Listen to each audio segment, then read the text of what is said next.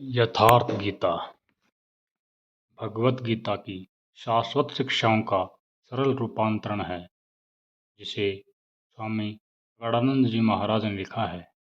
यह पुस्तक जीवन के सत्य, मानवता के कर्तव्यों और मोक्ष प्राप्ति के मार्ग की व्याख्या करती है। भगवद गीता के अनुसार जीवन के मूल उद्देश्य को जानना, समझना ही मानव जीवन का सार है।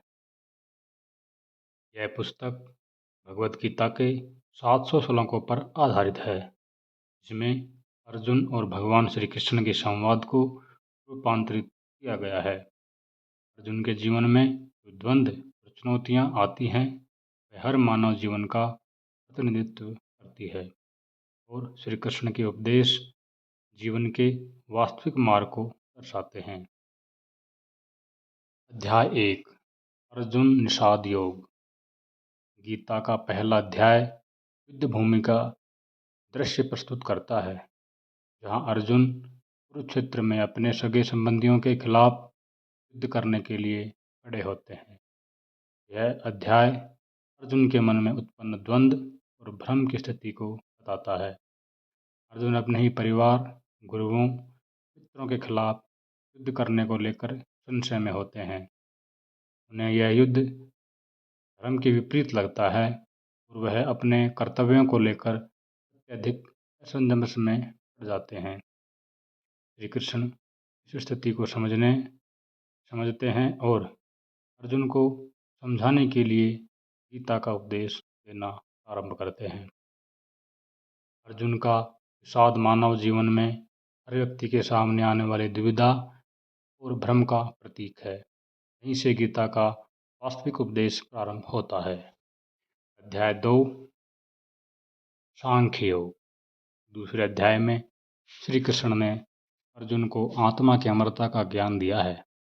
वह समझाते हैं कि आत्मा न पैदा होती है न मरती है, वह शाश्वत है, अजर है, अमर है। श्री कृष्ण अर्जुन को कर्म के महत्व को बताते हैं और उन्हें बिना किसी फल की चिंता किए अपने कर्तव्यों का पालन करने के लिए प्रेरित करते हैं। श्री कृष्ण के अनुसार कर्म करना व्यक्ति का धर्म है और कर्म का फल ईश्वर के हाथों में छोड़ देना चाहिए। सांख्य योग का यह सिद्धांत गीता के मूलभूत दर्शन का आधार है, जो निष्काम कर्म की अवधारणा पर आधारित है। अध्याय 3 कर्मयोग। कर्मयोग गीता का वह मार्ग है जिसमें कर्म का महत्व बताया गया है।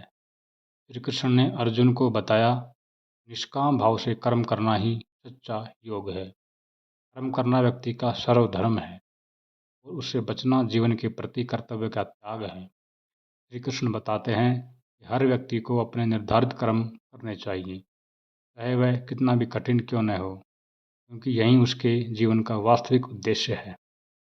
कर्मयोग की यह शिक्षा यह स्पष्ट करती है कि जीवन में केवल कर्म ही महत्वपूर्ण है, नहीं कि उसके परिणाम।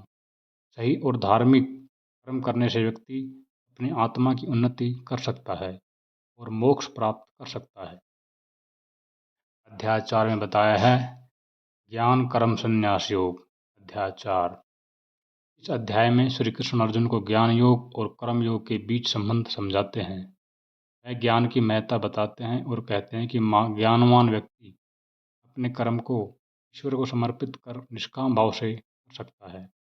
इस अध्याय में यह बताया गया है कि व्यक्ति को अपने जीवन के हर कर्म को ईश्वर के प्रति समर्पित भाव से करना चाहिए। इस प्रकार का कर्म व्यक्ति को बंधन से मुक्त करता है। संन्यास का सच्चा अर्थ कर्म से भागना नहीं, बल्कि अपने कर्मों को भगवान को अर्पित कर मोह माया से मुक्ति होकर कर्म करना है।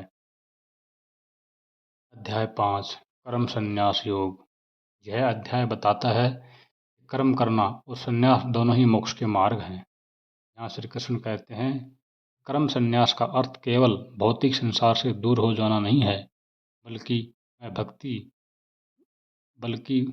वह व्यक्ति जो सभी कर्मों का त्याग कर निष्काम भाव से अपने कर्तव्यों का पालन करता है, वही सच्चा सन्यासी है। कर्मयोग के त्याग और संसार की व्याख्या करते हुए श्री कृष्ण कहते हैं कर्म संन्यास वही व्यक्ति कर सकता है जिसने अपने मन को जीत लिया है और जो संसार के भोगों से मुक्त हो गया है। कर्म संन्यास का मार्ग केवल ध्यान और योग के द्वारा संभव है। अध्याय 6 ध्यान योग। ध्यान योग में श्री कृष्ण अर्जुन को योग और ध्यान की महत्ता बताते हैं। वह ध्यान की प्रक्रिया समझाते हैं जिसमें मन और इंद्रियों को वश में करना होता है। ध्यान के माध्यम से व्यक्ति आत्म साक्षात्कार कर सकता है और अपने मन को शांति और स्थिरता प्राप्त कर सकता है। श्री कृष्ण कहते हैं कि ध्यान करने वाला व्यक्ति अपने मन को एकाग्र कर आत्मज्ञान की दिशा में अग्रसर होता है। ध्यान से व्यक्ति के अंदर की चेतना जागृत होती है और वह ईश्वर से साक्षात्कार कर सकता है।